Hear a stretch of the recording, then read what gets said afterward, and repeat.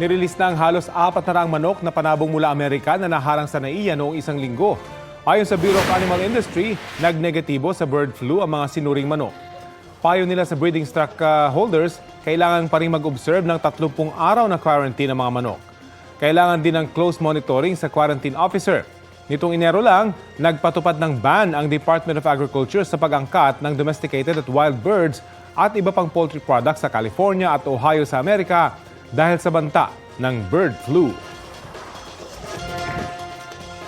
Kapuso, alamin ang maiinit na balita. Bisitahin at mag-subscribe sa GMA Integrated News sa YouTube. Sa mga kapuso abroad, samahan nyo kami sa GMA Pinoy TV at sa www.gmanews.tv.